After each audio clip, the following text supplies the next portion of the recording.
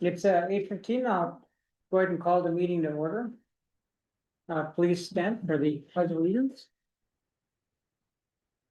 I pledge allegiance to the flag of the United States of America and to the republic for which it stands, one nation, under God, indivisible, with liberty and justice for all.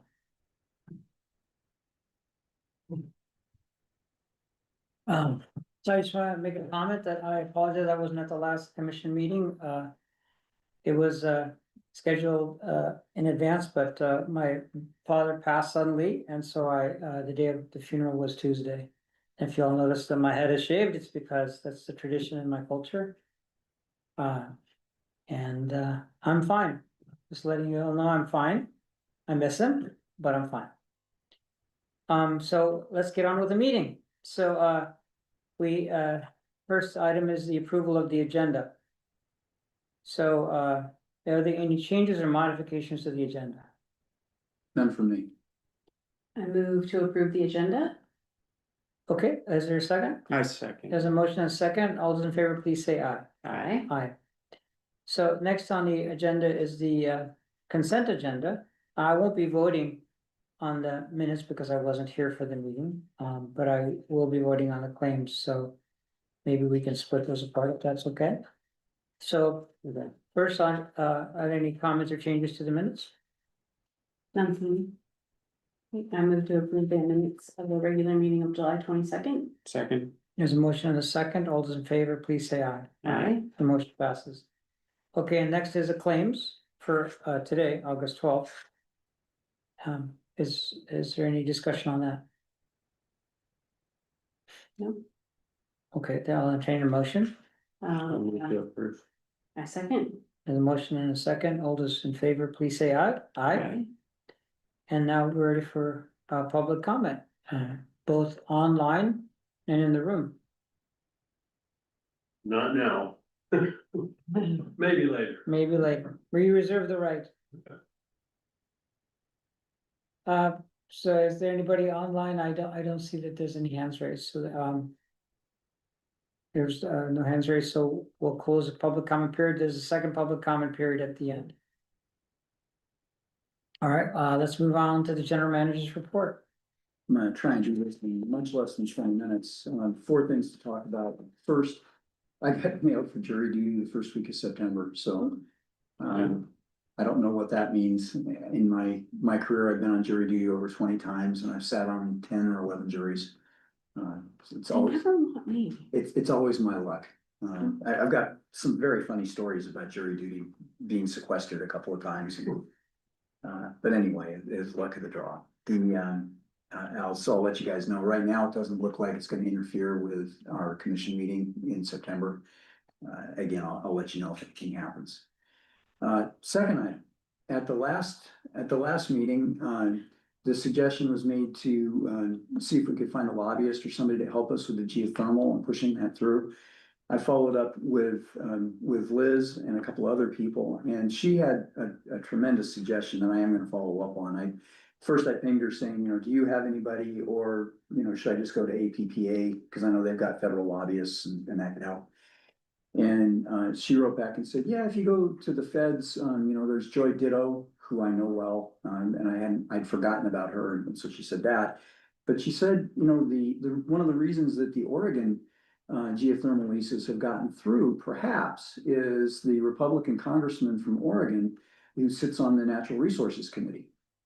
And so she's connected me up with him, and I'll be talking to him and seeing if he can give us a hand, and then we don't need to hire lobbyists. That's great. So more to come on that.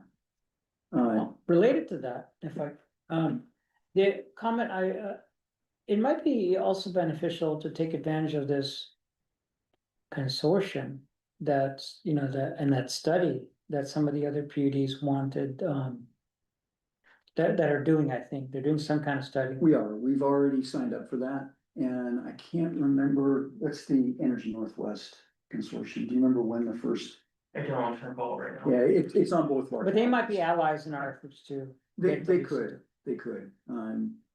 I think, we've already enlisted Senator Cantwell's office. We've done personal lobbying. So the normal stuff's not working. And that's why, it's time to look outside of that a bit. And we'll get there, but we are members of that. We're also, involved in the state-led initiative out of Department of Ecology. So we'll probably be on a call for that later this week. When I say we, Andrew's gonna be on that call.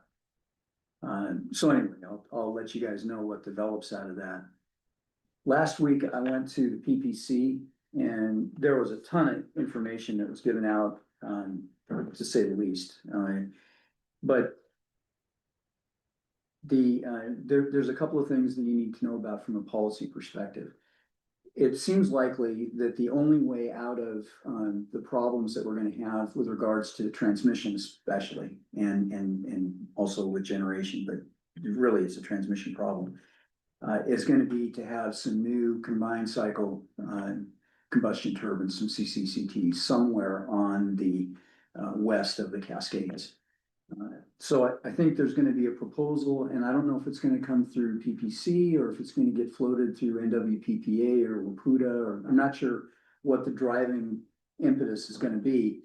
But the issue is gonna be, we're gonna have to approach Washington and Oregon as an industry probably to allow some natural gas solution to get us through building out the transmission lines. So just heads up that there's gonna be people talking about that, and I don't wanna prejudice where you guys are on that. You can do what you wanna do. But I'm just reporting that the entire region is kind of lit up about this, and they're probably gonna do something. The second thing out of PPC, which is just a normal thing, the BPA contracts are gonna come out at the end of this year. It's for the post 2028 contracts.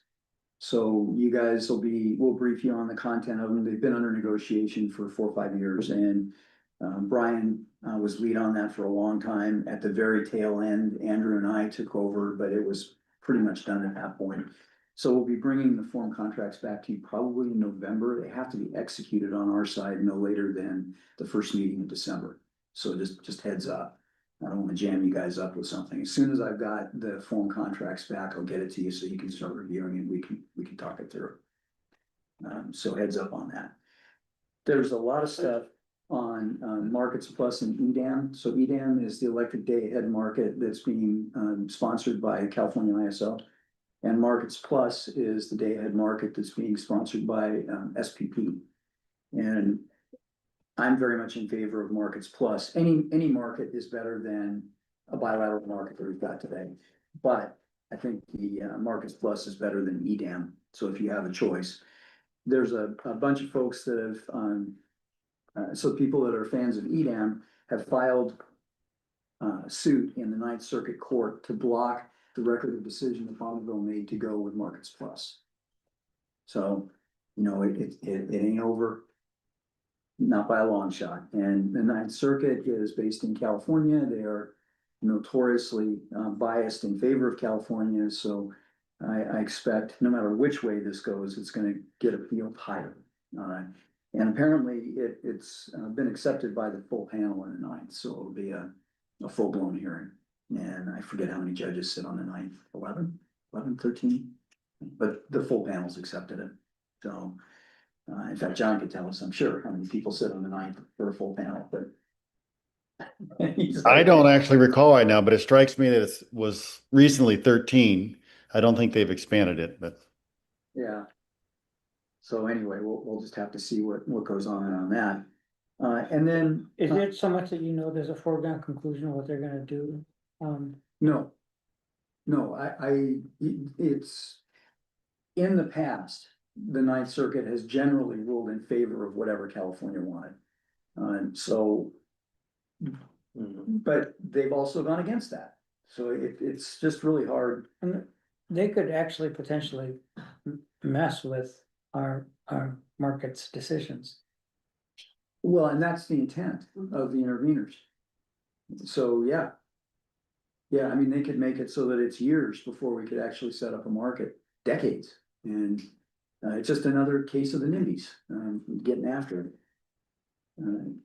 Kind of ties into my NIMBYs in this case is all the state of California. And they want the money to be spent somewhere other than my backyard. They want everybody else to spend money on their behalf. Eddie, were you gonna say something? Yeah, well, I mean, I've read about the case that the plaintiffs are making.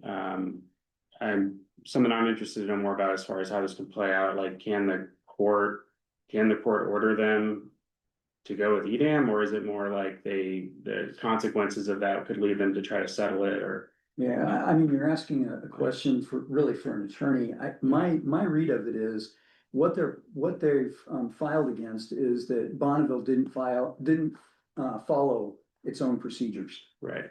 And so I think that if that's found to be the case, it would be remanded back to Remanded. Bonneville to go through. Now, I think that's false. I think they not only followed their procedures, but then they doubled down and really did a lot more than they needed to in order to make sure that it appeared that they followed the procedures, not just that they did, but that there was this huge public appearance and show of following it. So I think if it was an unbiased court, it probably would fall down on the side of Bonneville.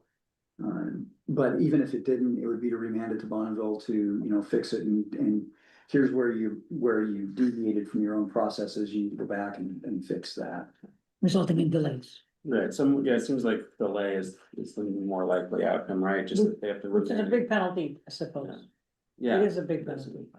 Yeah, and if Bonneville is victorious at the ninth, I have no doubt, because it was it Pacificor? Or there was one of the big IOUs that filed, that's not in California, which was kind of surprising, but they were the plaintiff, and so we'll just have to see how it plays out. So related to that, there's a bit of legislation that's made it through the California legislature. And remember, they have to do enabling legislation to set up the Cal ISO to roll out authority to a somewhat broader governing body. Well, that's fine, but buried in the legislation, there's a whole section on voiding all of the California-Oregon intertie rights for any non-California right holder, which is everybody. And the reason for doing that is then that allows you to make the argument that all of the congestion exists outside of California, therefore all the congestion charges should be borne by people outside of California. And the way that works mechanically is you accrue the congestion charges, everybody pays into it, and then the pot is paid back to California, because that's where the ultimate consumers are, the congestion charges. And that's about $1 billion a year that's being transferred from the entire West to California. And it's because California won't build generation in California. They insist on it being imported. And that causes the congestion elsewhere. So it's a very biased read on what's going on, but that's how I see it. So it was a very busy meeting, PPC, and any questions on that? Much more to follow. Well, I'm somewhat surprised to hear, so the what you mentioned about PPC recommendation to build new gas combined cycle thermal generation west of the Cascades. I've got to be really clear that it's not the PPC's recommendation. What came up in the discussion was, it was the overwhelming recommendation of all of the utility members except us. I was silent. Okay. But of the 29 utilities that are on board of directors, it was pretty much unanimous there. And it wasn't a decision that, PPC is going to carry this. I think it's going to have to come from a different organization. Right, okay, but that's all the utilities are in agreement that's necessary, that. Yep. That, battery energy storage systems aren't enough. Yeah, so the issue that precipitated all of this was a presentation by Rick Dunn, who's the GM, I think, in Benton. And he got hold of all of Bonneville's transmission planning studies, which you can do, open public records, but you've also got to be a transmission planner to understand what you're looking at. And so he pulled it all up, and the long and the short of it is, if you look at the load that's growing on the west, and electrification and retiring the coal plant and the natural gas plants, you've got about a 10 to 15 gigawatt shortage in the next 7 years or so. All of that has to come over the Cascades. If you look at the capability of the Cascades, the cross Cascades lines, there's about a gigawatt left. So the answer is, and just reconductoring them and all of the, non-new construction doesn't get you there. And the issue is, even if you have storage over in, on the east side and you've matched up storage to your intermittence, that flattens it out a little bit. You still need 10 gigawatts coming over the hill. If you put storage over here, you actually aren't changing the megawatt hours that need to be shipped over. You just change time of day that they get shipped, right? That's the whole idea behind the storage arbitrage. And so again, that gets you about a gigawatt out of 10. It doesn't make it. So it's just not, storage is not the answer here. It's not even close. It'll help a little bit, but that's it. And so the choices that end up facing the region are, number one, you build a carbon source or a non-carbon source, you can do it quick enough on the west side of the Cascades. Number two, rebuild lines, increase right of way, do all that, get more power across Cascades, and that's assuming you can get enough stuff built on the west, or on the east side, which is not clear anymore. Or number three, you relax the CETA and the Oregon equivalent of CETA requirements. And because it's, to meet the requirements with all these other things, you end up not being able to physically do it. I mean, it's, the law says one thing, physics says something else. To meet peak load? It's both energy and capacity, but there's a huge problem on the capacity side. More of the capacity problems more than the energy side, right? So, They're both huge problems, okay, but the capacity is the one where you'll burn lines down and have rolling blackouts. The energy is not. So burning lines down and rolling blackouts are not good. I've discovered that after long experience. so there's been the struggle with, new large loads. Whether they're going to come up with their own supply solutions. Right, to what extent can that be like formalized, that new large loads? And there's organic growth, of course, that's also substantial, like building electrification and vehicle electrification that's distributed. I understand that. But, I'm wondering about the new large loads, data centers, that kind of thing. And, to what extent are they actually, generating their own power, and or are they making it grid, the general public grid's problem? Yeah. So that would be a very long discussion to have in depth. So let me try and give you Cliff Notes. Okay, So there's three different versions. One is where the data center, these are data centers we're talking about. I mean, yeah, there are a few, Other battery things. factories and other things, but largely it's data centers. So Helion. Helion. what? So Helion's a new facility that consumes a lot of power. yeah, so these facilities, they can either interconnect with the grid and ride the grid. Okay, that's one answer. They can interconnect with the grid, but have a substantial on-site source. That's one answer.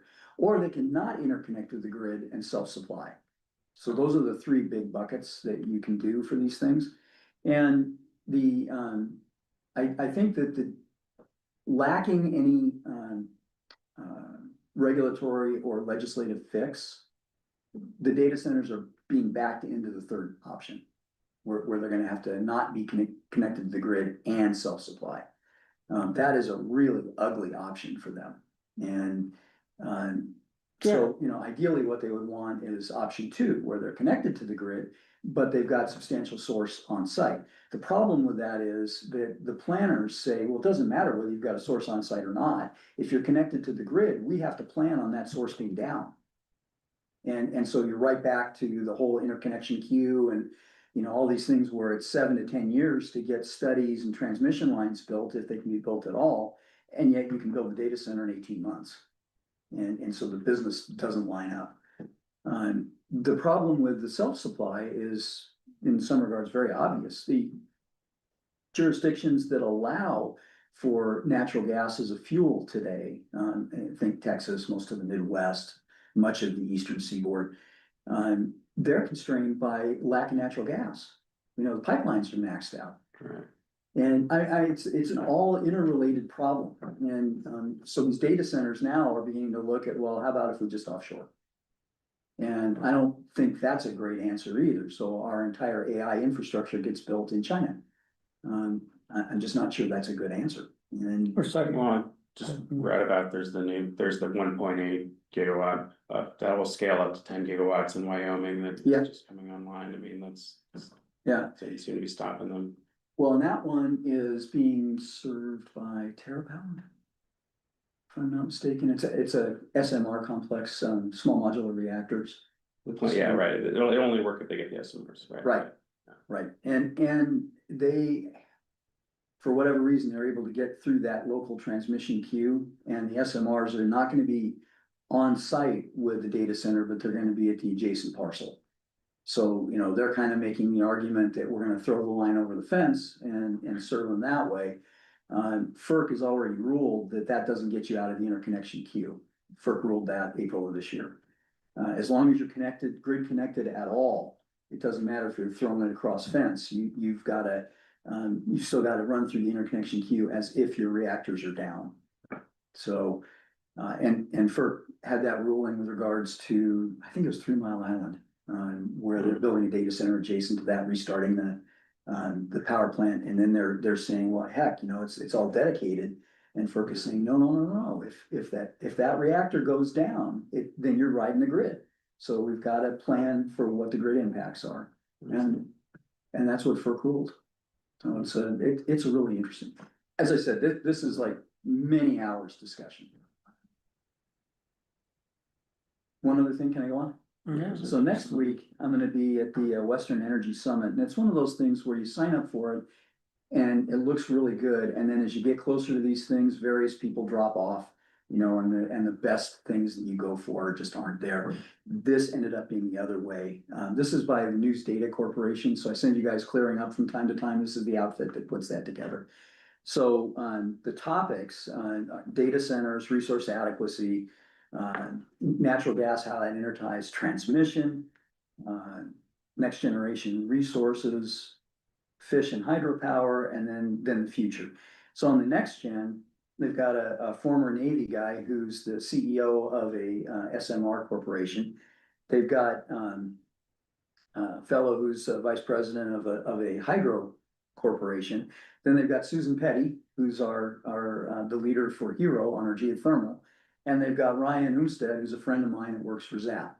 So I mean, this is the kind of thing they're talking about, but it's gonna be all about how all of these things play together and how the whole thing is gonna evolve. And the capstone session, which is next Friday afternoon, has Elliot Mainzer, who's the CEO of the Cal ISO, Lisa Grove, who's the CEO of Idaho Power, Jessica Matlock, who you guys may know, she worked with me down in Sonoma, she's the CEO of PNGC, Mary Kipp, Puget Sound Energy, Cindy Crane, Pacificor, and Crystal Ball, who you guys all know from PNUC. And that's gonna be the panel discussing the future of the utility industry in the West, so. sounds like a good workshop. I should probably reserve a half an hour next time and to give you the download on that. Sure. But it's 2 full days of these presentations, from very, very high-powered people, and Where is that? it's in Boise, and I'm really looking forward to it. So I'll be driving over on Wednesday, driving back on Saturday. And available, and unless there's questions. That's it for me, and I probably blew the 20 minutes. Well, we don't have too much on the agenda, right? What wasn't? We're on the operations report? Or anything else you want to cover on this?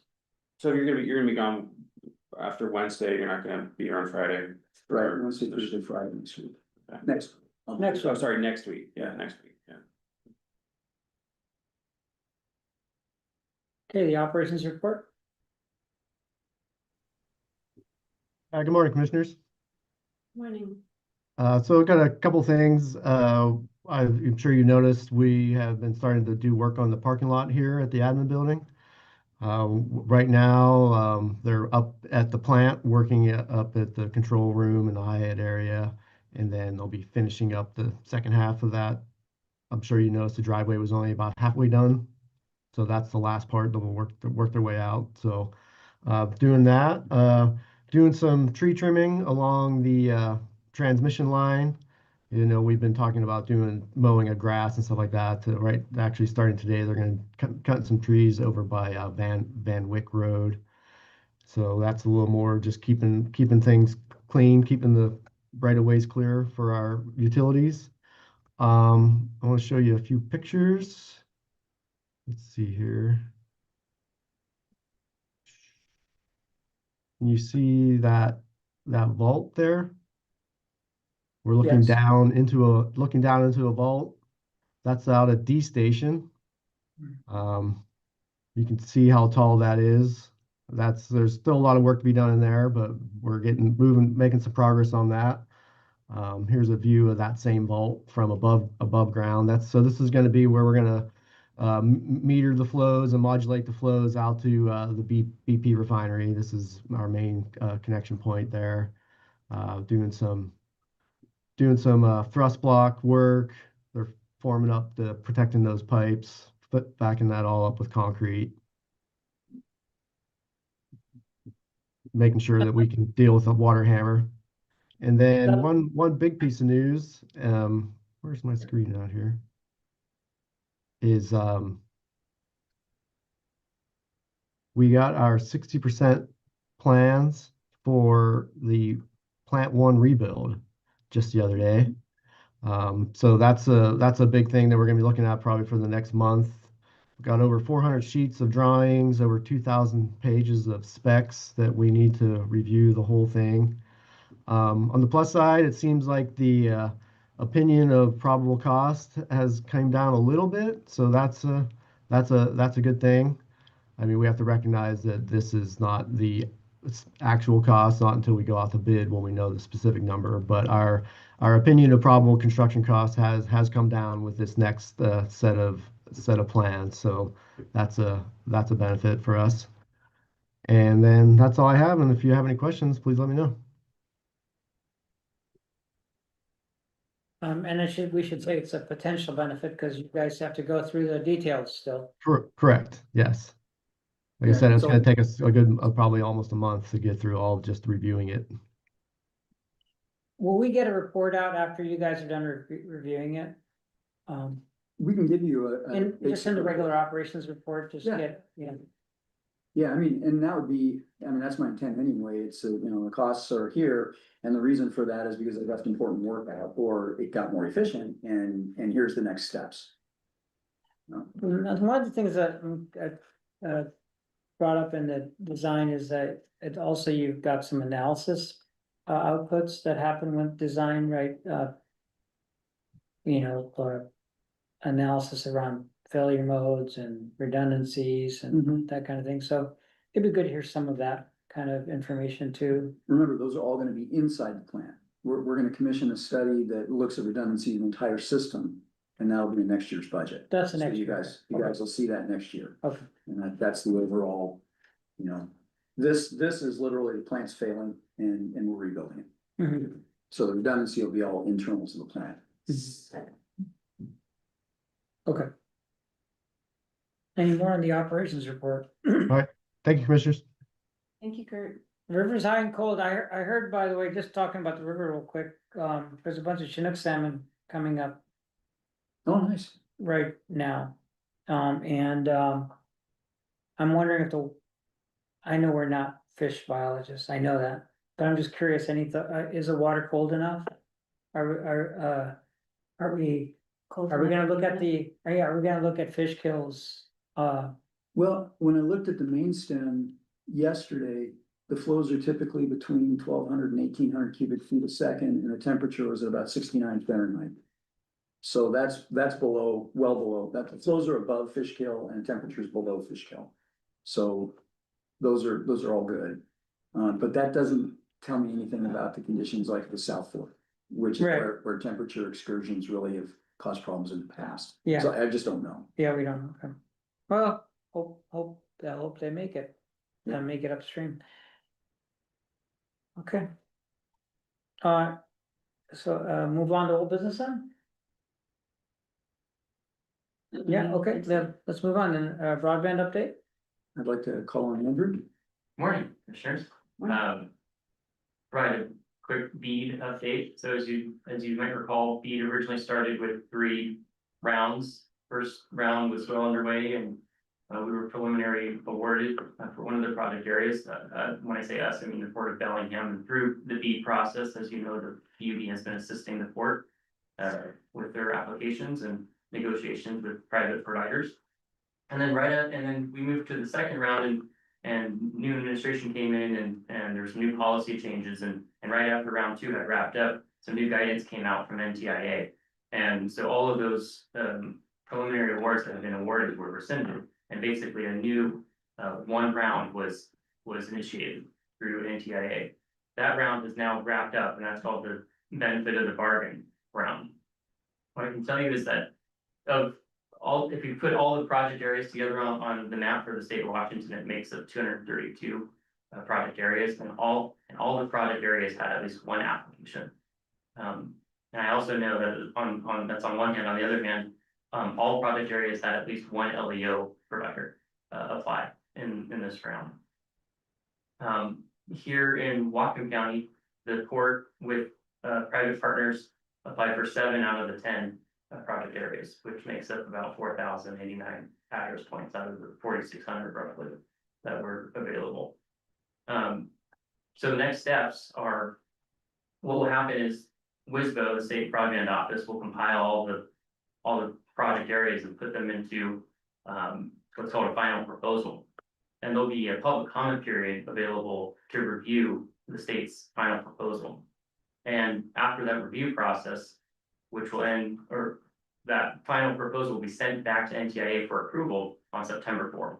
So between the 25th and the 4th, we'll have a public process. And I know from the guidance from NTIA that in that draft final proposal that will be available for public comment beginning the 25th of this month, they'll have a list of all of the preliminary awards under the benefit of the bargain round.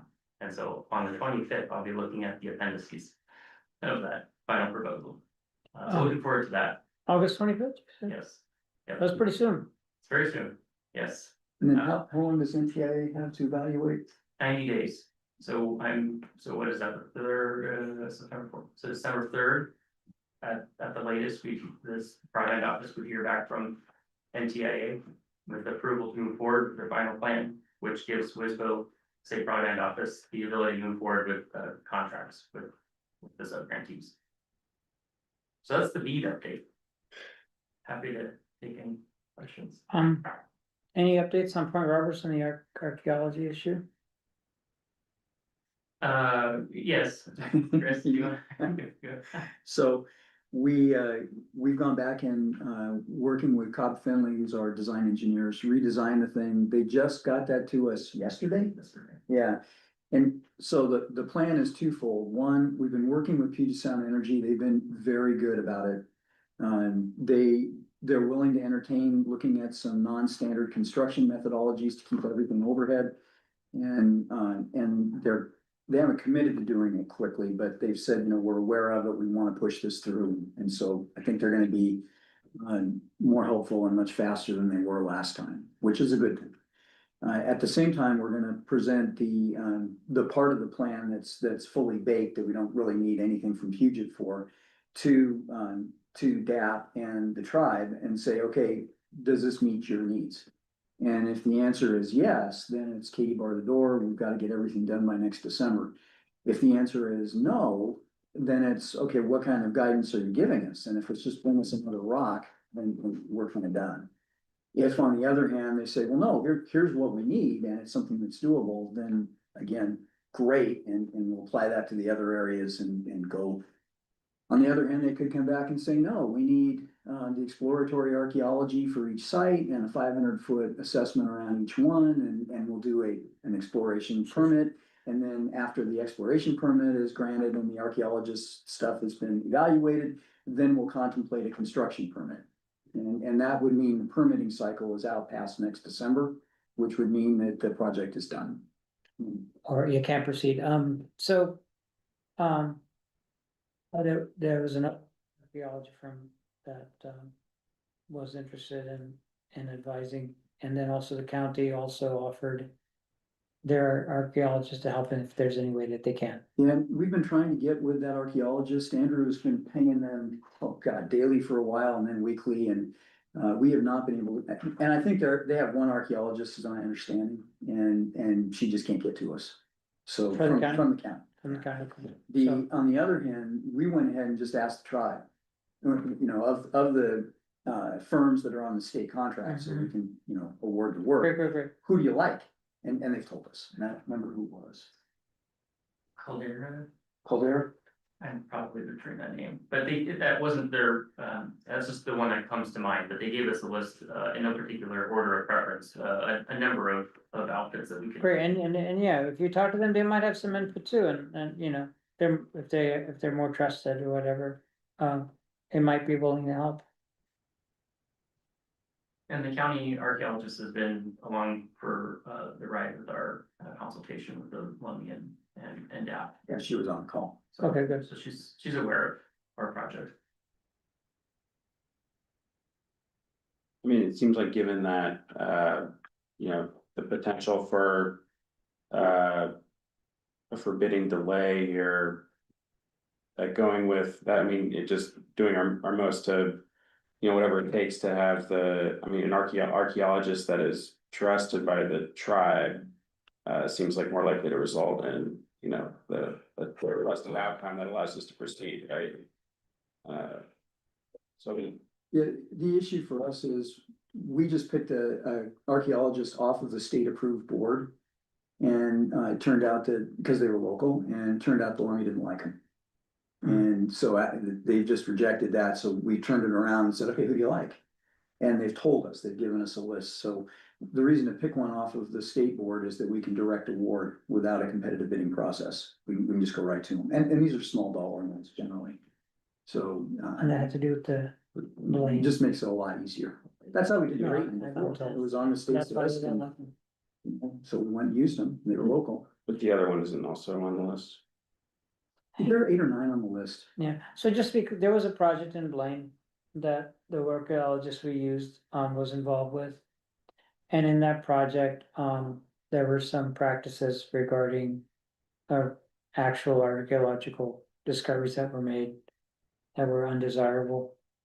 So I don't know the details of that situation, and if the archaeologist himself is responsible for that. He's not. Or he's guilty by association. Probably guilty by association. My understanding is it was a different project, it wasn't the Blaine project at all.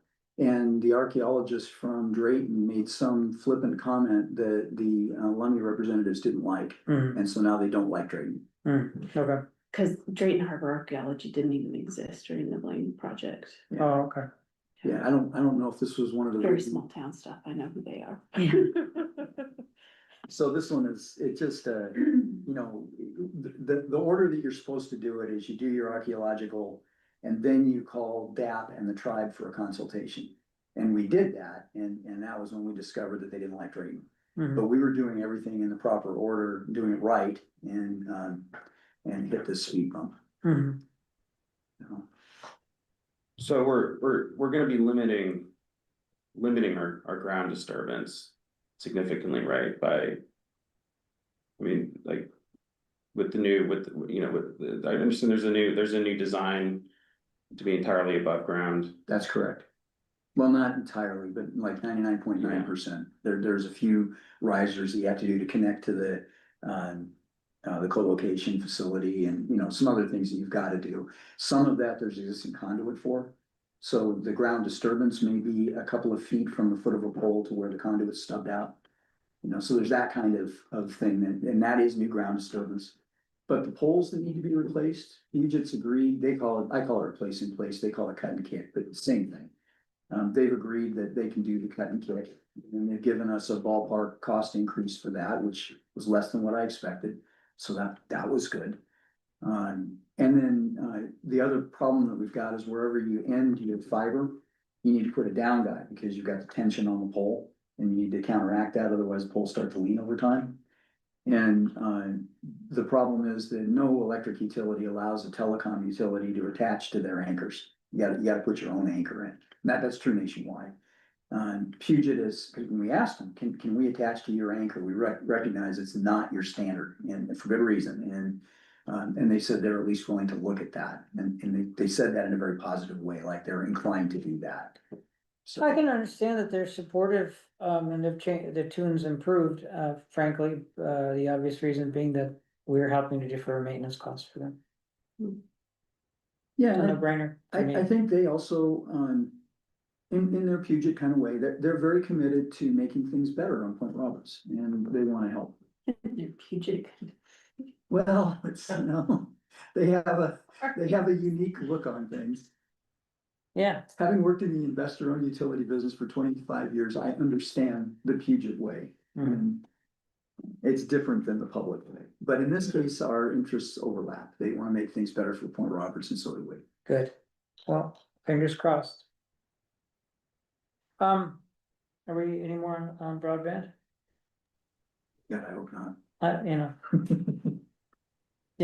been away from it. I've got more to say, but I'll wait till I have something thoughtful to say. So. My complaints about the federal policy, I've already stated publicly here. And that's no change there, no change there. So I have nothing more. Adjudication? John, you want to? Thank you. Yeah, there's not much to report. The committee keeps meeting. We had a appearance in court to report on the status of the committee. We're continuing to work on our rules of procedure. Got some additional direction from the court. We expect to have the draft rules ready in about a month, and we'll make those available to the court and public. And that's kind of generally where we're at right now. And the stay's in place, and so we're just going through that process. I've seen a lot of public relations material from the ag community in the last month or two. Have you all seen that? And I'm not sure who they're talking to. But I'm assuming it's kind of more of an internal conversation to let particularly small farmers know that the ag community is united and wanting to propose solutions and so forth. So, but I just wanted to make a comment that I've noticed that I don't know that it's relevant to the adjudication or just a community cohesion effort.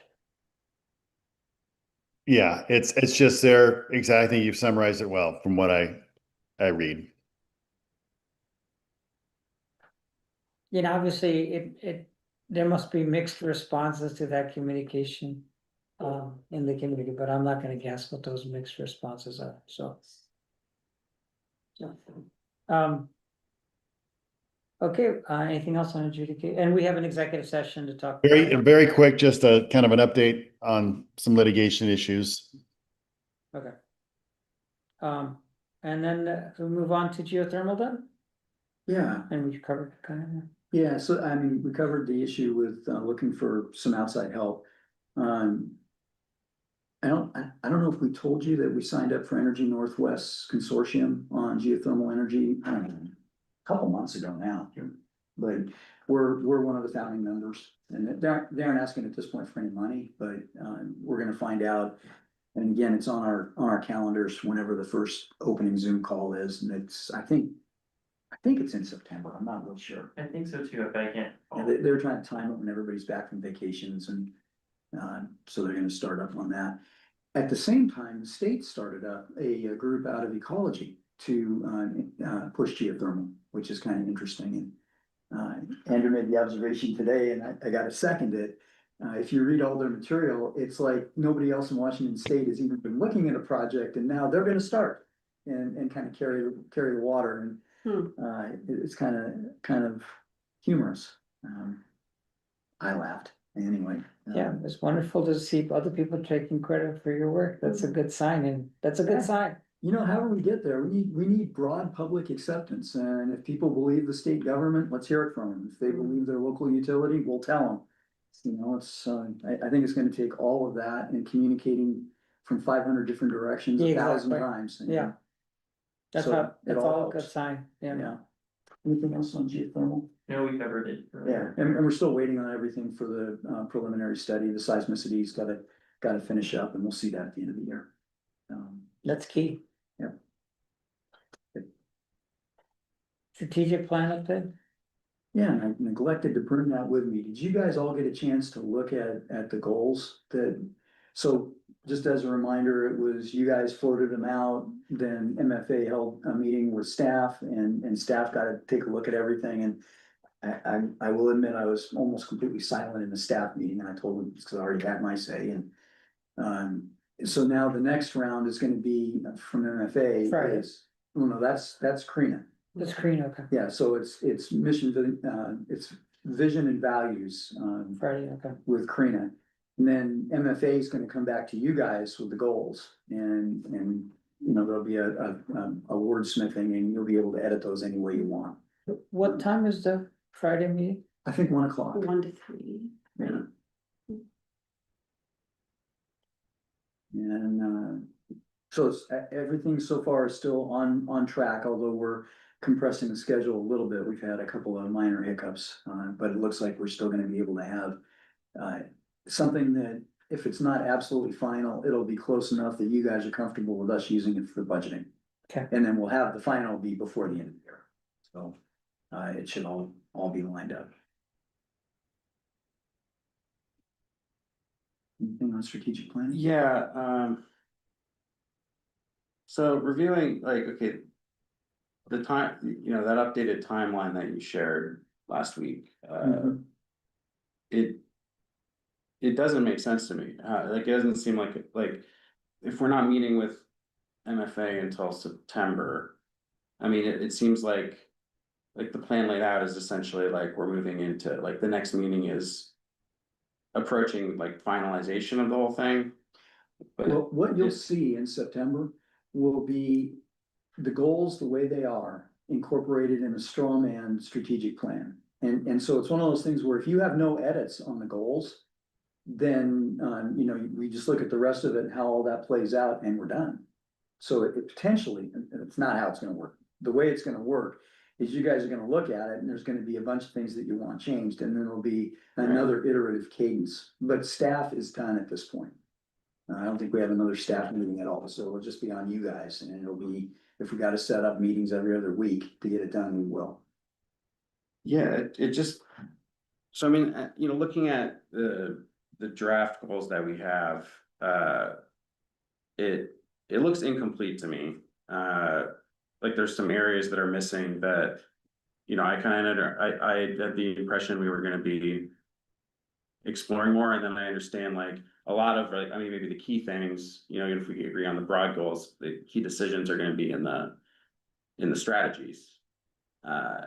And there's some bigger questions of direction on geothermal and broadband and every aspect of our services that it feels like if we're, you know, we'll have enough time in the next meeting perhaps to, even if we could come into, you know, we could all get aligned on what our goals are.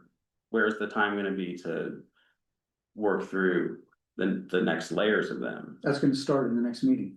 Okay, it seemed, it was a little like we essentially had one meeting where it seemed like at that meeting was straw man goals that were kind of put in front of us for us to kind of bounce. It was presented as like, you know, we're kind of bouncing this off you to get a sense.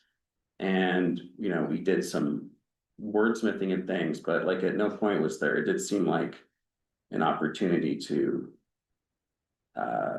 be more, I guess, generative.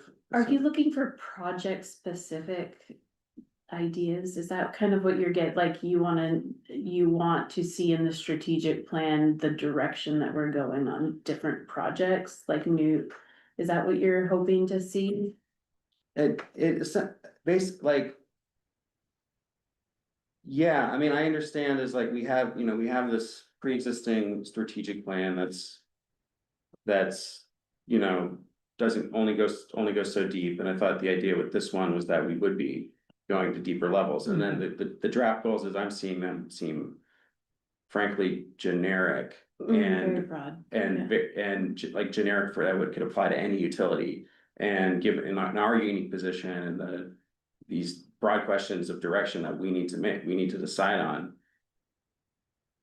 Is that if that's not gonna happen in the broad goals, then it needs to happen in the strategies and. It feels like we've skipped over some steps and there's such limited engagement with the consultant. And I understand you're having these core team meetings with them too, but it feels like we missed. We have one tomorrow, the core team, and we're gonna get the first look at the straw man. And what I'm gonna recommend is that they send that out, or they send it to me, I send it to the three of you. And then I would collect comments back from each of the three of you, but I won't crosstalk them. And then we will talk about it in our next commission meeting as part of the strategic plan update. And part of it may be, hey, I got feedback from all of you, and when you saw the straw man, you found it to be more complete. Here's some things that you need to add. And we can put that in, and then, that should advance the whole thing, so that when you meet in September, it'll be more meaningful with MFA. I'm really comfortable taking as long as we need to get it right. In the process of figuring out how this actually turns into action, this will be a whole nother stage of development. Like, there's been this stage of development starting from our values. Of the strategic plan. And then that's not specific to projects. When we start getting into goals and when we go through goals and strategies in more detail, it's gonna allow us to kind of go at it from a whole different angle. Because we each have some perspective on what we want strategic plan to generate. Mhm. In terms of action for the organization, and so I would expect that there'd be some work and iteration in developing our goals and strategies. I'll agree with you. I'm underwhelmed by the process. I mean, I'll just put that out there. I think we've sat in front of MFA 2 times and had a phone call once or a Zoom meeting once, and haven't really felt engaged with in this process in ways that I have in every other sort of strategic planning session I've been in. And I don't know if that's like how they work. That's just how they're doing their thing. I'm eager to see what they come out with next. We've also been promised like multiple sets of documents as follow-up and haven't received them. So that's I would just like more. Okay, Just that's fair. more, yeah, Well, and after tomorrow, I should have something for you guys to react to, which Yeah. makes it a lot better. yeah. Okay, I agree with Jamie, more and perhaps more, to be clear, like, format for ahead of, in the next month before our work session, that we could have perhaps some more, like, can we respond, or can we communicate with the consultant over email, like separately as commissioners? Does that make things too messy and complicated? Should we save it for the meeting? Like, If the problem would be if two of you had opposing views on a particular item and the consultant made a call one way or the other, somebody can make an argument that we've established a rolling quorum. That's why I ask you send it to me, and then I will get it over to the consultant, because if there is that kind of a problem, I'm sensitive to it, I'll spot it. And then it's something that we have to talk about in our open commission meeting and resolve it here at the table. right, so if we can only talk to you and you're talking to MFA, I mean, it just felt like at the start, like we had a 30-minute session for a SWOT analysis, and otherwise we're only meeting as a team on this. Which is fine, it feels like there isn't enough full team work sessions in that case. And so if in order to make those more productive, I'd support that wholeheartedly, yeah. Yeah, I'm just looking for a little more like, I'm assuming that you just wanna be more of part of the process. We've spent less than 8 hours as a team working on our strategic plan, and to me, I feel like this is a commissioner's time to really like get involved in policy, is in the strategic planning, you know? And I feel like we've really been sort of left out of the planning. I know that there's some behind, and I'm not saying that you're the one that's doing the plan. I know there's some behind the scenes planning going on, but we're not really involved in that planning.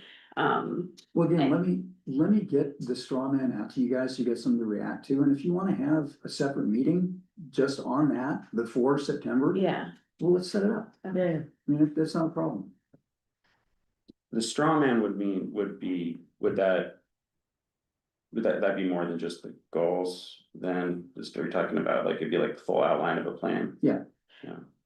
yeah, cause we already received, you gave us the goals, I think, last week, you sent yeah. Yeah, and then we're working on, we've got the rough draft of the vision and mission from Karina, and that's what we're gonna be working on again on Friday. So the rough draft will be in the straw man, and then there's a whole bunch of information from EES that is Karina's role wrapped up on Friday then? In this whole process? she's on call. Yeah, So, I mean, it's one of those things where there's things that she's really, really good at, and we're hijacking her for that. And we've got her on she just bills us for time. So Yeah. there's no if beyond. we need her helping for us. other things, yeah, but, yeah, okay. All right, So I guess just once we get the straw man draft, it'd be nice to have, yeah, then, I mean, once you have something to react to and bounce off of, add to, would it then, say, just playing this out, would each of us would kind of prepare the changes that we'd like to see? Would it be a good idea to discuss those with you before, or like make the consultant, it seems like the consultant being aware of what we're bringing to the table before we have the meeting, or do we just say, we just bring it to the meeting? Well, I mean, first of all, I like to think in terms of bookends. Yeah, So one bookend would be you see the straw man and you go, this is not it at all. okay, And you completely missed it and boom, boom, boom. That would be one form of feedback I could give to MFA, and that would be kind of a start over kind of thing. So that's one bookend. okay, Another bookend is you look at the straw man and go, gosh, all those things I was worried about, they're here.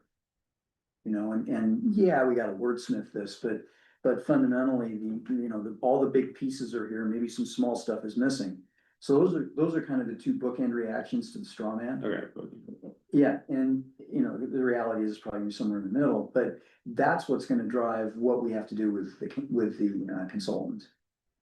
So if you guys are by and large okay with the straw man, at least structurally, then that's one, then it's like, okay, MFA, go, and we're gonna hold some meetings off to the side if you guys want, and talk about this. On the other hand, if it's a start over kind of thing, then we've gotta really get back with MFA and have another session and figure out, okay, what do we need to see here? And what big piece is missing, or structurally wise is not working. So again, I think in terms of bookends, it's gonna probably be more in the middle, but have a look at it. I'll ask you for that feedback when I send it over to you. Mhm. And give you probably a week to give it to me. Because it's probably gonna take a little while to go through and think about it. why don't we add to Friday's meeting, a second topic, which is, going over the process? Or maybe, And so that way on Friday, we'll be able to initiate the effort to schedule additional meetings. As well, does that make sense? If we feel like we wanna do another meeting in August, special meeting on this subject? Or Yeah. As long as it doesn't go past 3, I got 1 to 3, and then I have to go across Yeah, the no, mountain. No, yeah, of course, we all have to agree to it, it's not Yeah. gonna happen, it's for all of us. Yeah, Karina thinks that her latest to me was, she thinks about 90 minutes.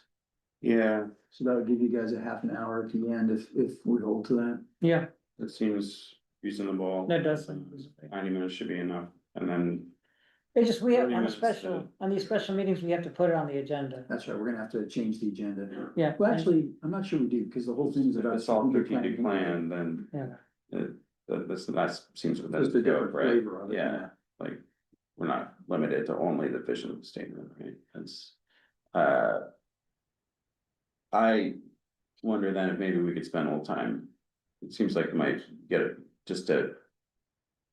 We could spend a little time talking about those draft goals, just to kind of. Temp check with each other on it before we, great, that sounds- before we go further. Yeah, great. Well, and like I said, we're gonna see the straw man tomorrow for the first Tomorrow, time. okay, yeah, And then I'm gonna get MFA to give me a copy of it, and I'll get it out to you guys, and we should have it in time. For Friday's meeting. that's perfect, then, yeah, we can. So if I get it to you react on Thursday, just read it overnight. And, Hillary is looking at something between 15 and 25 pages. Structurally, that's how she thinks it's gonna turn out, so. There's some parts to it. There'll be a letter from you guys, introducing the strategic plan and part of, why we support it and the vision and everything else. And that's clearly not even drafted at this point. I'd start working on that and get it to you. But, anyway, between 15 and 25 pages is Hillary's. So if I get that to you late Wednesday, early Thursday, just commit to me. You'll read it and you can give me comments if you want. You can wait till Friday. I won't be here. I'm gonna hold out judgment. I mean, they may just be that good, that they've listened to our interviews and they took what you needed and they're compiling something beautiful. I do feel underwhelmed by the interaction, but I'm excited to see Yeah, we've had the two straw man. sessions and, Yeah. yeah, both of them. And I gotta say, Had when you opportunities. look at what they produced for other organizations, it's pretty darn outstanding. That's why we picked them. And this is their process. Okay.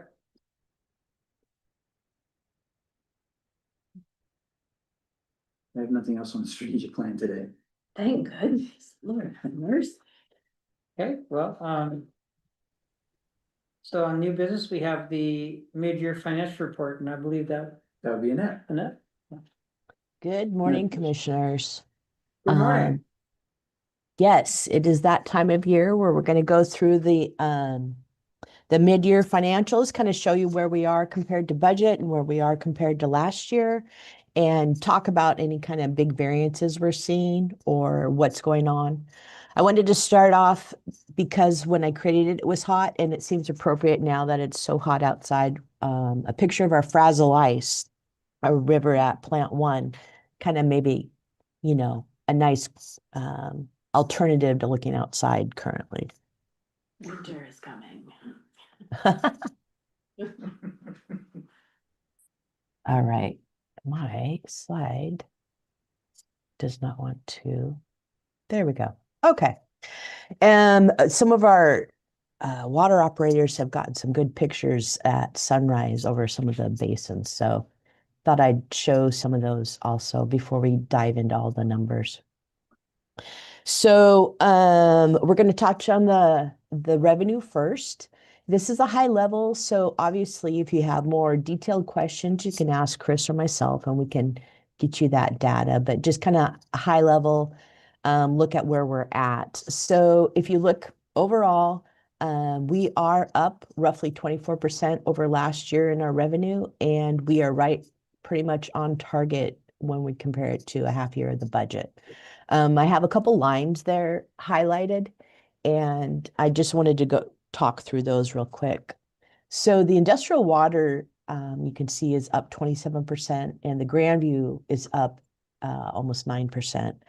That is mainly due to rate increases.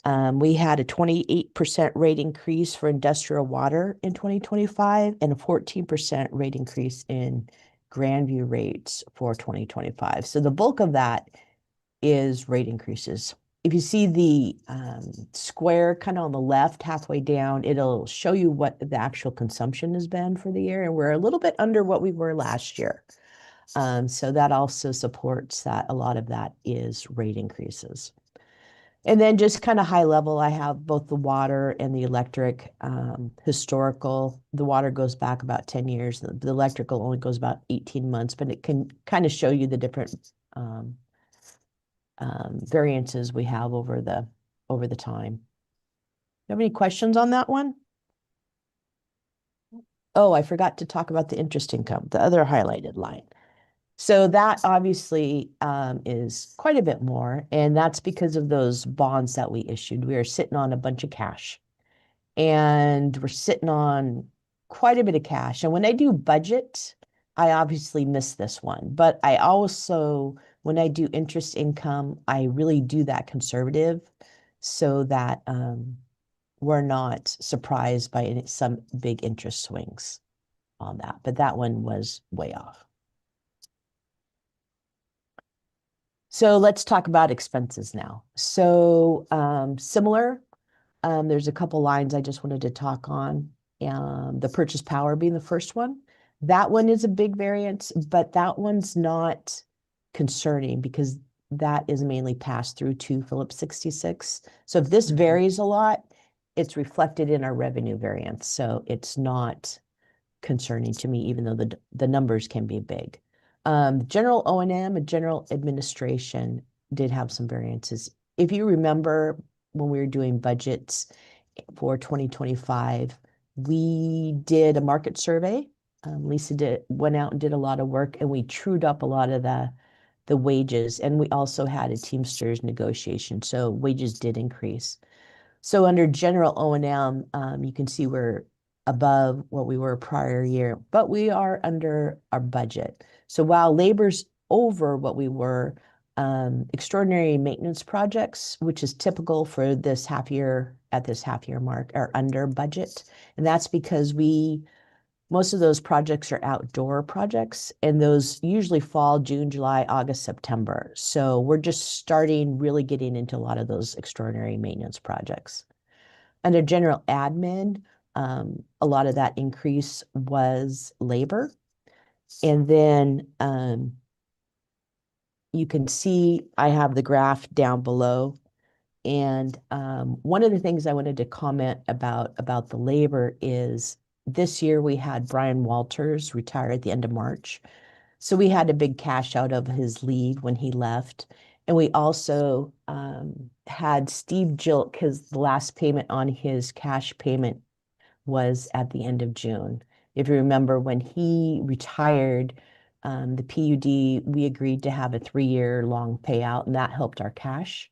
And so that ended in June. So the rest of the year, it will be lower than it has been the first half of the year.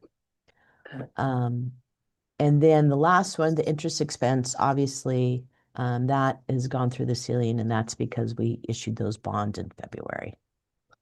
So you can kind of see graphically down on the left for the general admin. And then over on the right, I also always like to pull up the projects we have. So the blue ones that are highlighted are grants that we're dealing with. And then the other ones are just projects that I like to pull out so we can keep track of them. They're usually larger projects that we just want to see where we're going. Obviously, adjudication's a big one and the biggest dollar amount. I have a couple highlighted, and I just wanted to explain the broadband and the strategic plan. The totals there, if you see in the prior and the half budget, in the budget numbers, don't totally match what's shown above. And that's because of the broadband. When we were doing budget last year, we had at that time thought we were going to build a lot of assets, and we were going to have a new utility and get some revenue. Through all the hoops and all the stuff Andrew has gone through, that is not going to happen in that same scenario. Hopefully we will build infrastructure, but it will be Port's assets, not our assets. And so I have kind of moved these expenses and this activity over into a project category now instead of the assets category. Does that make sense? Yeah. Okay. I have a question before you go on. Sure. Any other questions? Does the interest expense line up approximately with the interest income? No. The interest expense is a set amount based on what we issued the bonds at. Mhm. And then the interest income is because we are a municipality and we are really regulated in what we can invest in. Right now, we're invested in the county, and the county is really regulated in very conservative investments. We get low interest income. Mhm. So, Okay. Commissioner, can I answer that a different way? Yeah. So we're paying this out for bonds, and then because we're not spending as fast as we had first anticipated, this is netting us out about 800,000 more or less, more than what we've done in the past. The flip side is we're earning about 600,000 more in interest, so the delta ends up being about 200,000. I think that. That's kind of what my question, yeah. Yeah, they offset a little bit. Yeah, but obviously, once we start spending money, the gap will become, Oh, yeah. Yeah. Yeah. just at the present time, it's not that bad. Well, that's because we haven't contracted any construction yet. We haven't started to pre-buy material, and, once you get the 90% plans, that's when we start pre-buying material, and then you start looking at bidding, and then the expenditures go through the roof. And of course, in previous years, we've already forecasted the cost of carrying the bonds in the budget, and that those forecasts will carry through, and if we'll need to make modifications, we'll make modifications. And I think Annette's next slide shows part of that. Okay. So the last thing I just wanted to touch on was the strategic plan down there. We didn't actually call that out as a separate line item, but because it is getting to be a higher dollar and because it's a project, I did pull that out. So through the end of June, we had spent about $46,000 on that. So any other questions on that slide? All right, now we'll touch over on the capital projects. And just kind of a couple, obvious ones I just wanted to touch on because they're bigger dollars is the RW38. We had budgeted 14 million for this year, and so far we've only spent about 600. I know we just received a very large consort engineering bill, so that will go up, but we're going to land at the end of the year considerably under budget. I have one more slide after this that touches on that a little bit more. And then, like I follow up to what I had said on the previous slide, that broadband, we don't have any expenses showing up under that because it's not fixed assets anymore. It's more of a project cost. Any other questions on this slide? And so I wanted to follow up on the bonds because it is such a big dollar and there's a lot of focus on it. We issued at the end of February just about $60 million. Part of that was to pay off 2013 bonds at a lower interest rate, but the bulk of it went to rebuild the first series of bonds to go against that water treatment plant one. And then because how they structured the bonds, there was a premium that was paid on that. So that helps on that. And so just kind of a quick cash flow on where we're at with that. We've spent 1.1 and we've got interest of 594. Now that 1.1 wasn't all RW38. What you do with bonds is you try and spend them down as quick as possible. So all of our industrial water capital projects are getting pulled from this bond fund.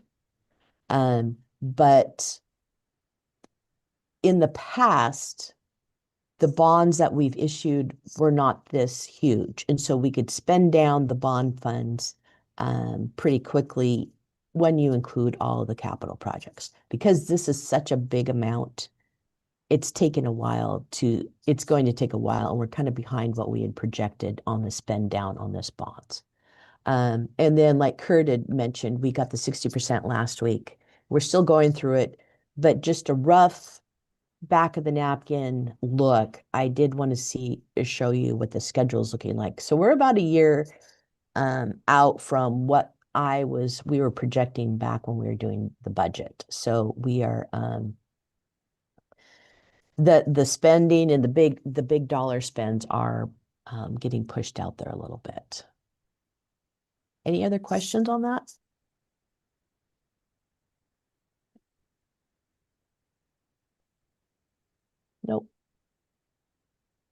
All right.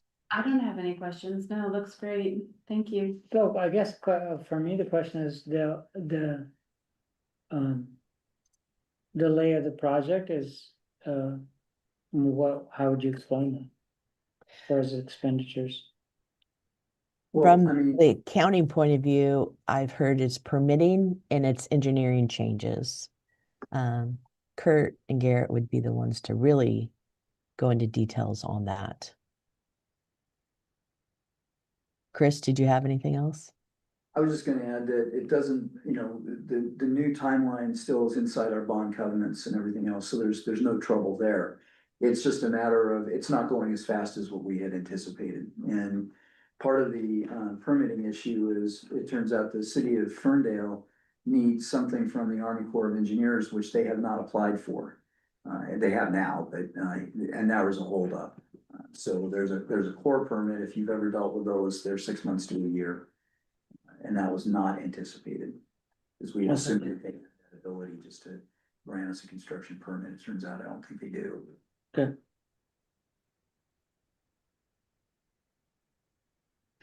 All right, well, right. this is for information only. Thank you. I mean, Sure. Eddie, go ahead. Could you go back to the first slide, please?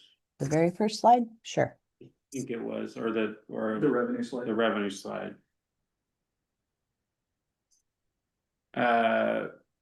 Yeah, that one. So just trying to wait, so just to clarify, like in the under the water year to date, is that like the 2025 and 2024, that's compared to the same point in the year? Yeah, last end year? of June. Yes. And then the percentage represents, So for 2025, we are at 96.2% of what we actually billed out for 2024.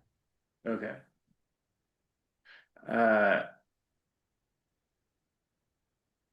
Okay, thank you.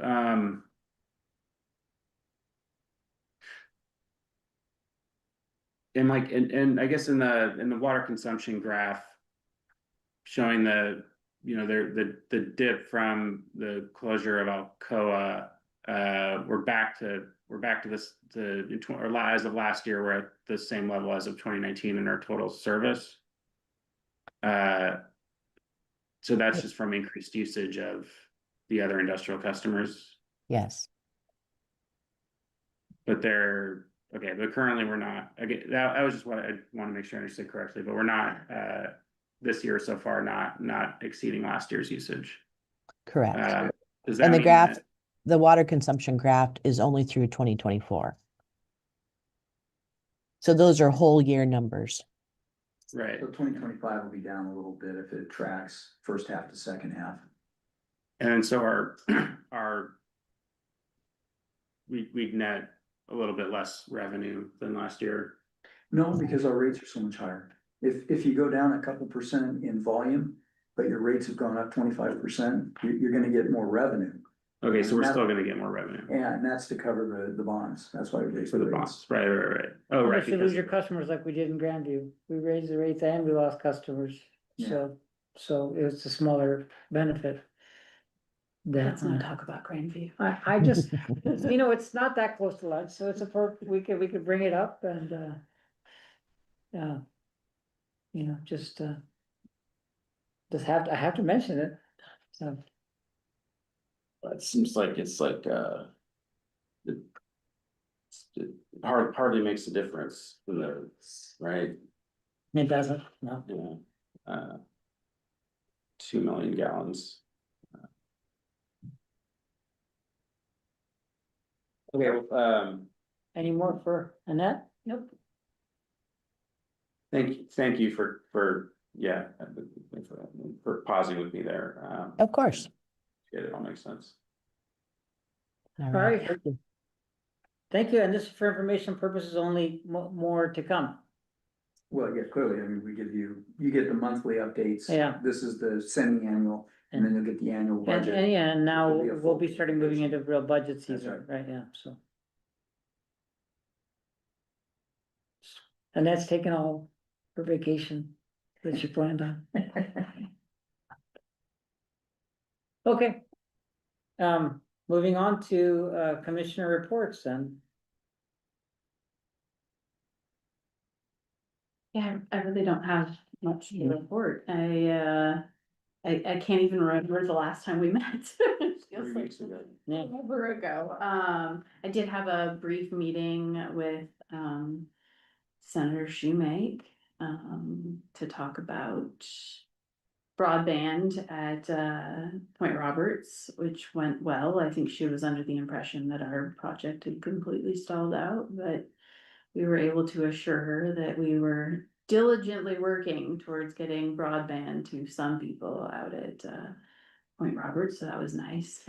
After that, I talked on the phone with her for quite a bit about BEAD funding and the sadness felt, over the process for, getting BEAD funding.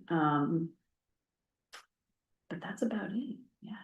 Summer, we're enjoying the sunshine. Yeah, Are you planning on going to the water conference in Leavenworth? When is that? September. Yeah, it's September. Liz and the others have been sending out notices. Oh, yeah, I don't know. I'll see. Okay. I think- I am planning on going. Okay, and I think Eddie is our water person. Was it Eddie or Mhm. Tool? Somebody else is our water person for Waputa this year. I thought it was you. No, it's not me. Yeah, Is it? well, with watershed management board, absolutely. Yeah, Is that for Waputa? Am I? Water committee, I have to check my notes. Chris thought it was me. We were. Yeah, I thought it was a tool. It's a Tool, yeah. Okay, so then, So then, Tool, are you going to Leavenworth? I'd like to, yeah. Okay, you wanna ride? Yeah, well, yeah, I might, Well, let me know your schedule. I might make plans adjacent to it, cause, I like to do the through hike to, I mean, Leavenworth is a great place to hang out, so I would definitely like to, I'm just Figure going that for the water committee. um. So, I'll go next since that came up, so, I wanted to ask about that workshop, I think hopefully Chris will be doing a presentation, on geothermal for elimination. They're interested in hearing more about it, made some connections for that to happen, and then, I'm sorry, I'm gonna bring it up again, Grandview. Oh, no. You know, I continue to believe that Grandview is of course, this is self-serving. Completely admit it. But I'm trying to see Grandview as an opportunity. You know, economic development is not the PUD's responsibility, it's Port Leeds and we are all part of it. It's our job to support it. And so one way that we could get out of the challenges of Grandview is recognize the opportunity that it is. It's one of the things that we talk a lot about is affordable housing. And we don't talk a lot about affordable conditions for businesses, Mhm. particularly new and emerging businesses. And we've had a lot of situations where we need to build the supply base in our county for all the things we want to see happen in our state, in our country, and Whatcom County could be a good place for a lot of that to be, those businesses to exist and to start up new businesses. And so one of the big challenges for a new business side, and I have personal experience with this, is the initial real estate costs are brutal before your cash flow is up and supporting those operating expenses of staff. Of course, that's always a big thing, and also property related expenses. And so, you know, I just feel like a lot of businesses aren't making it because of real estate costs of lease and rental fees. And so I just hope that we can see that a place like Grandview, which is underutilized, real estate that's underutilized, could be an opportunity for our community. And ideally, of course, that would mean having a locally based economic development owner of that property too.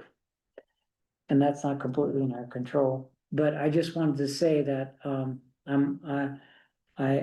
Ferndale has its eyes on Grandview too. city of Ferndale, and it continues to inch its way closer to that area. And hopefully we'll be applying for some EDI funding, which, Does Ferndale have their eye on the water system? well, no, they don't. It's They're looking at the sewer system out there and doing some Sewer. more improvements. You know, Yeah. things that'll make it more attractive, but right. not the water system. I mean, it's crazy attractive. Like, I get what you're saying. Like, it's, there's Right off I-5. Right off I-5. Yeah, rail line, deep seaport, I-5. I mean, you would think that people, good road infrastructure. yeah, good road. It's perfect for so many things, but like, yeah, the water system is, So I think the PUD is gonna get incredibly rich off of Grandview. Okay. maybe, we've been, Cause I guess, and that must be off, because I didn't hear any guffaws in the hallway there. But, I just wanna say is that, I just think it's an opportunity, and I think we should, that's the only way to get out of the situation, is making it an opportunity for somebody, if not for us, so. That's what I wanted to say. I've got nothing else. What do you picture going in? I would love to see a new industry that supports clean energy. not a data center. Right, I mean, not unless it's something special, not unless it's something special in that space that, you know what I mean? It can be done in a way that's not an energy hog, if it's actually incubate, supports other activity that's good for the community, So, and there's also lots of supply-based opportunities too. Yeah. For I mean, one thing that I look at, and maybe this is helpful to think about, between the refineries and a potential geothermal plant and a potential fusion plant, stuff like that, you're gonna need a lot of really specialty metalworking and pipe working type places that make small batches of high test piping. And, there's one where, in terms of administrative staff overhead, it doesn't take much. But what you do is you have a whole bunch of really skilled machinists that you have to employ there. And used to be the aerospace industry, Boeing in particular, was the anchor for that. So there's a lot of skill in this area of companies that are But supplying that's that. the example that I would use, because it's zoned for light industrial, not heavy industrial. So you're kind of a little bit limited by what you can do there. I don't think you can get a data center in there. I don't think it's zoned for it. Yeah, there's certainly not Physically, you water. might be able to, but the zoning up. There's not water. There's a data center and a business park in Bellingham on our property, just like in an office suite. Like a mini- Center. Like a mini data. It's small, it's within an office suite, but at that scale, right, it would be allowed. That would be okay, yeah. Not like a mega data center. Yeah, I mean, with data center infrastructure though, you probably need more fiber than. More fiber, than and what there's they not a lot of have. fiber in that area. So that infrastructure is a little. Oh, right, that would be, Yeah, and then Puget would have to run more power out there. And that would be an issue. Capacity. And then I know that there was a big data center that looked at going adjacent to BPA's Custer sub. And the reason they picked the county was to stay out of Ferndale's UGA, Bellingham's UGA, all of that, just get in the county. And they assumed since Bonneville had a big substation, they could have all the power.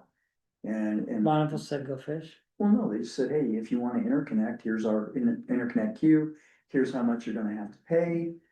Here's what all that looks like, and oh, by the way, you have to supply your own power, cause all the power that goes through Custer sub is spoken for already. So you gotta find power and you gotta bring it here. And at that point, I think they went, oh, we didn't understand that. The Custer sub may have capacity. That's physical capacity, but it doesn't have Yeah. contracted source. Yeah. Well, data center side, right, I mean, our role would be to provide the utilities to whoever gets, Right. leased and permitted and all of that. At Grandview, I guess if there was a way we could support more, light manufacturing that, helps meet our infrastructural needs. Particularly, we wanna make sure we can accommodate that. Okay, I said my piece. Eddie?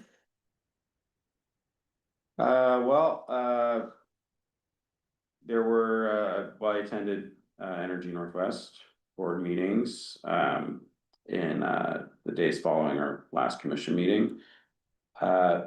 Decided to dial in virtually and not make the long drive this time, but I do plan to go all the way to Tri-Cities again in October, for the next board's meetings there.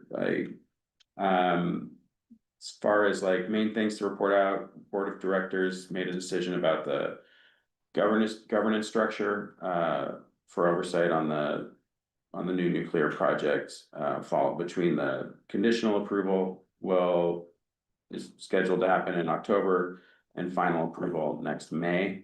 So in that interim, state law laid out that the board of directors would take on the authorities of the executive board, in all of their responsibilities in that interim period. But options were presented to the board members, and there was, a few, there was a kind of a non-quorum listening session, we're kind of workshop on it, there were surveys, discussion in the board meetings. Ultimately, they decided to cede the authority essentially to the executive board, to continue out, the normal level of executive board duties in the interim, but with increased, participation and inclusion of the board of directors. So it means more meetings. There's one, 9 AM tomorrow morning, actually, I plan to dial into. That's just to, not to make any decisions, but to start discussing what the conditions we might set on the project are, which we will decide in October. So that's something where, yeah, if either you want to have a conversation about what those conditions should be, we should make the space for that in this interim, or maybe before October. And the conditions for, Essentially like the conditions outlined in the conditional approval of the project for it to proceed in that, before final approval for the SMR. for the SMR project, yeah. Okay, So I think after tomorrow, I may probably get a better sense of like what kinds of conditions we're talking about. I imagine it could be across the board. But big question marks are, I'd say, and I think, general concern is this financially tenable? And right, that all really depends on what Amazon is willing to pay. And if they haven't expressed, some kind of like cap or limit, and they're investing a lot, not just here in other parts of the country overall too, and trying to pursue new nuclear to fund, power data centers. So, and, meet their growing load with new generation. So, and, looking toward that, seeing it as, this first wave will be very expensive, but the idea is as a bridge to where once scaled, the overall levelized costs would come down for us for new nuclear in the future. So but yeah, it's gonna be very expensive, that's all I can say. I know. Amazon can afford it. yeah, but can we? Well, that's the question, is the financial, I think the question is, what's the level of financial risk that Energy Northwest can take? And how, would that impact all of the utilities that, and that get power through them, and all the ratepayers, right? So, and I would say we should, yeah, that's a good question, is this, do we want pass-through rate increases as a result of this? Is that something we're willing to accept? I don't know. I mean, it'll get washed out and be small in the big picture, but it's still a responsibility to be responsible for the financial implications. Rates are gonna go up. I mean, as we feel a pinch towards even having, availability, rates are gonna go, you know what I mean? Like, rates are gonna go up. We have an electricity problem. Mhm. That's, And we have to be doing something about new source related solutions. And I would say that even if the price, it has a price impact. It is setting some solid numbers down for what we have to do better than, if you know what I mean. People have been talking about the potential of SMR for a long time. It's actually happening now. And like, if we're not gonna do it, we have to have, if we decide not to do it, then we go in favor of another direction. But we have to actually have done the effort to prove that it really is too expensive for, if you know what I'm saying, so. I think the approach Energy Northwest has taken is minimize the risk already for the public park community. Having said, I do agree it's the number one issue. I have a maybe secondary or tertiary issue as far as factor to consider. And I raised this years ago, but I may be being discussed, and so you've been attending meetings, I haven't, and that's fuel supply chain. I was just thinking that, right? And it's a new kind of fuel pellet or, Triax. and, my concern is, have they figured all of that out, you know, with, global resource, wars, underway, what's the stability of that, supply chain? And it would be good to do better than conventional nuclear. I mean, so SMR hopefully is, reduces the complexity of permitting and construction over conventional nuclear, and also perhaps makes progress on waste. But the fuel supply chain is something that, I'm curious about, because we want these, things to not be vulnerable to politics. Yeah, I share that concern.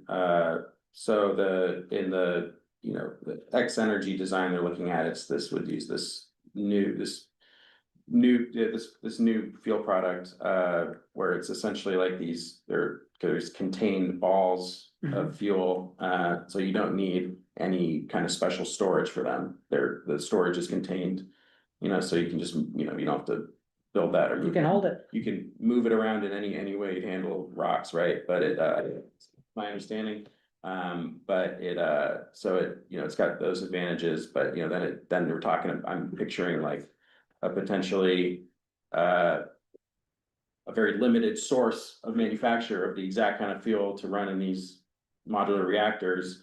And with all the, some unknown number of SMR projects coming in line, it seems like, many places around the world, at the same time, we have this, there's the estimated projected capital costs of just everything aside from the fuel, but how do we have any certainty around the reliability or cost of that fuel supply over the next, Right. so many decades?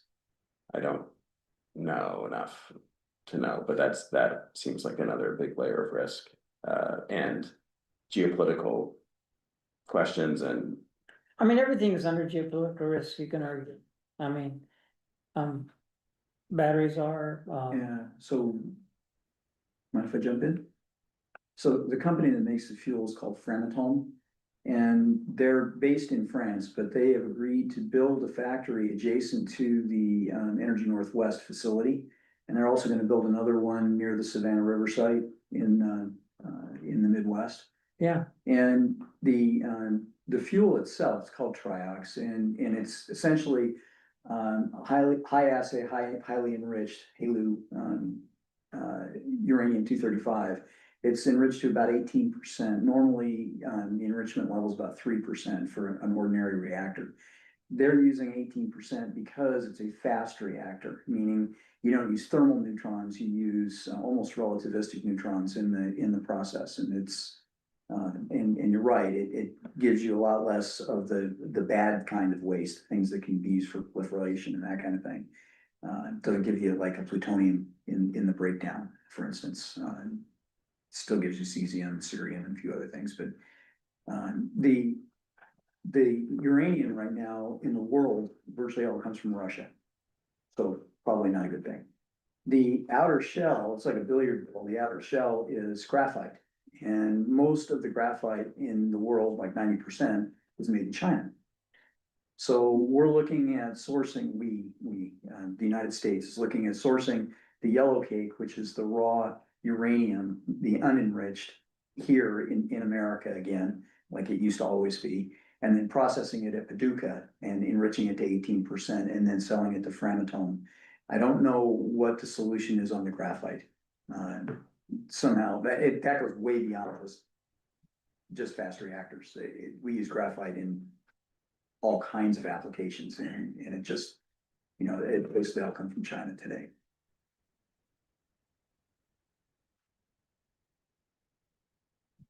Yeah, It's a problem. It seems like yeah,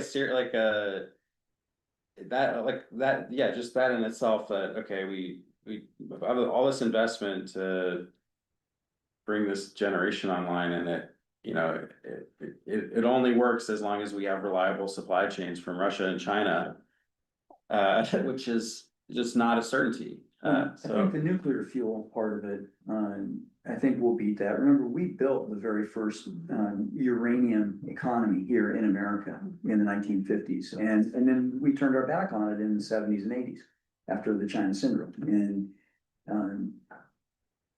and the rest of the world picked it up, and ultimately Russia got good at it, and they monopolized it. And so we're looking at rebuilding that in America, and I think that's the right answer.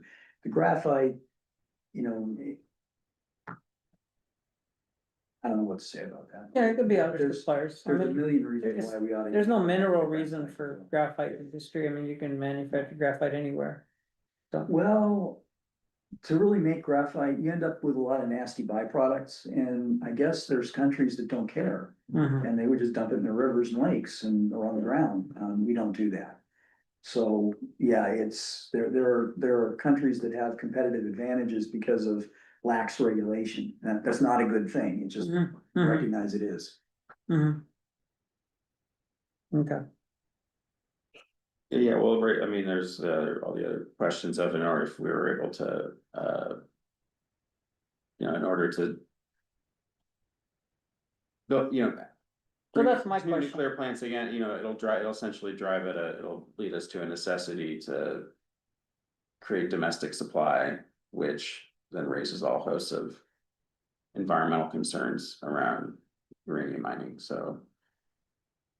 Yeah, so that's my if we can add that as a condition, or not a condition, or cause I don't, cause you say condition, then what is my number? I don't wanna propose any of that.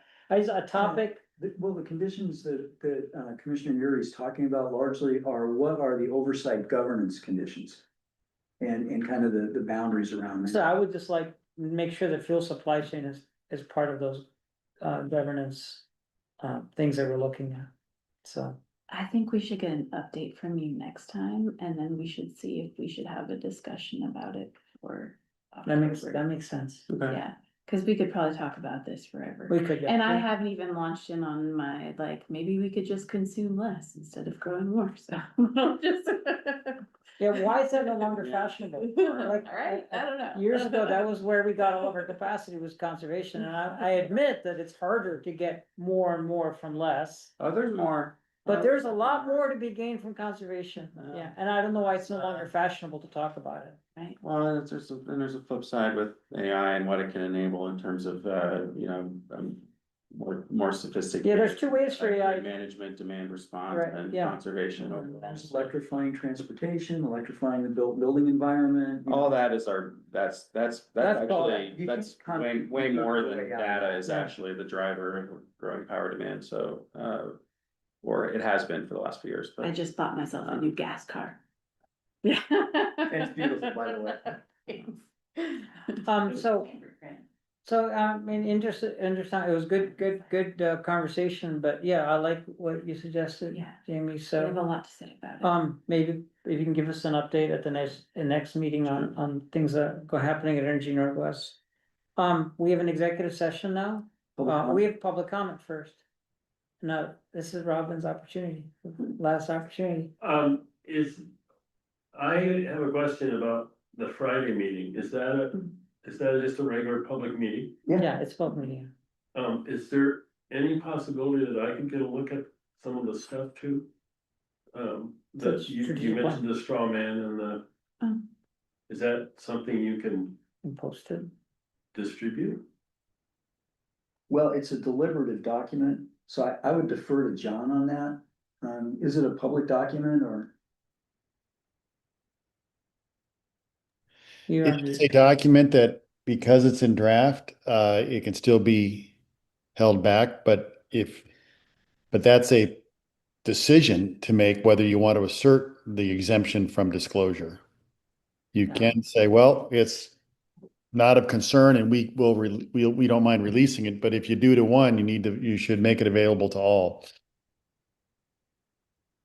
Oh, I see. Well, I And would- I'm not, you have to look at, I mean, if you guys looked at it and feel it's sufficient in that the commission and the staff really haven't reviewed it, if it's ready for public consumption or still a deliberative process draft document. But again, that's a policy decision to make whether you want to assert that exemption or not from disclosure. Joseph has his Well, hand the up. corollary question would be, at what point do you want public comment? I mean, it seems to me, the sooner you get it, the better, but, a lot of times, documents are finalized and then you do public process, and I mean. No, we're far from, Yeah, there's Finalization. actually a piece in there, in our process where we take it to the public before it's finalized. Okay, well, I'm not being insistent about it, cause it'll be on the table Friday probably, I mean, you're asking a good question. Yes, it will be. If you show up, you get a copy. yeah, But Okay.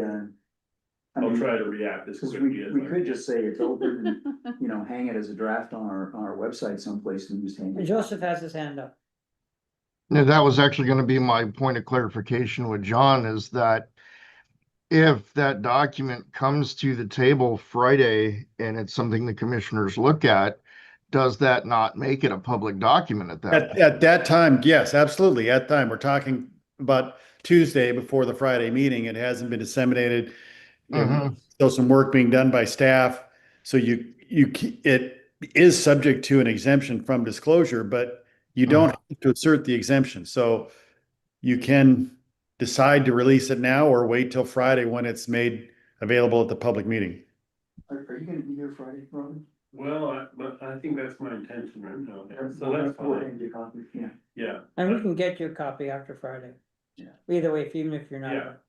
And I will say that from my past experience formally, when I would do these kind of things, even down to base commission books, it was always my practice that commission and executive staff have access to the documentation first, and then obviously have it released at public meeting, just so that it allows commissioners and staff to be able to review that information, so that if they get asked questions, they actually are not being blindsided without having all their ducks in a row. Mhm. If that makes Yeah. sense. And that's Right. not, we don't. Right. No, that's all fine, that's Yeah. good, that's all I. Okay. Okay, so, and I don't see anything online, no hands raised, so, now, I'll go ahead and close the public comment period. We're gonna do a quick, executive session. Oh, I have, Litigation. and we're gonna switch Zoom links just because this one's on the record side, so why don't you take a couple minute break and I will start the other one, and Mike rather someone can help set that up so you can watch and we can interact. Actually, I guess you were, yeah, I can. It's just not our corporate library. Okay, yeah. So I, we just got out of executive session. There was, no action expected and no action was taken, and we're ready to adjourn, except I have one thing I wanted to bring up. I wanted to mention my commissioner reports and I forgot to. So, I wanted to see if commission would support us doing a, joint conversation with the county council, probably, National Resources, to talk about water storage. Yeah. As, to make, mostly to build support for the conversation of exploring different, water storage solutions. Of course, there's those the Anchor QA report some 2 years ago. More work needed to explore the different options and how they fit into the, the both temperature and volume challenges in the river. Um, and, and storage in all its forms, of course, man-made storage, natural, beavers and off-channel storage and all of that thing, so. And off of recharge. Yeah, and- all of it. Yeah. All of it, okay. So, mostly my thinking is that, council works on 5 million things. And taking advantage of the, opportunity that, we as PUD commissioners focus a little bit more and can make ourselves available to the council as, and also garner their support for something that we're leading. Yeah, that's a good idea. Okay, Yeah. I'll pen a letter for us to review at our next commission meeting, and I'll get Chris's help to revise it to be effective, and then we'll present at the next commission meeting. Yeah, I think just by way of kind of color, the county staff has been working on storage options for 3 or 4 years now. Yeah, and I want to give them some visibility too. Yeah, and I think that's the issue. We're paying attention and into it. I just don't think county council is, because they've got other things they deal with. And A lot of things to Yeah. deal with, yeah. and this is not something that goes with election cycles. Right. We're looking at a 40-year problem. Mm-hmm. And, so it's gonna take, sustained effort by a lot of people for a long time. I think without exception, I think the entire county council would appreciate our soft leadership, whatever you want to call it, not really leadership in the normal sense of the word, but engagement on this subject. And now's good because it takes 40 years to dig a hole in Whatcom County. That's right. And frankly, it's hot right We're now. probably already late. And I'm just saying, it's hot right now. I think the timing's right. Yeah. So, okay. Wait, sorry, just to clarify though, what we were envisioning for this, so we're talking about a joint, you wanna do a joint meeting? Yeah. With council? About water storage. Yeah, water which I think probably- is fun. Probably, attached to their typical Tuesday agenda. So we'll have to work with our schedule too, because we're on. So it'll be like a study session for A them. study session with them in the afternoon. So there, and with like a series of presentations? Yeah. And discussions? Yeah. Yeah, and to hear from commission as well as the council on the subject. Who would it just, would the county staff presenting, like who, or would Yeah. you be inviting I special? think county staff and specialists? our staff might have things to present too. Yeah, and consultants too. So,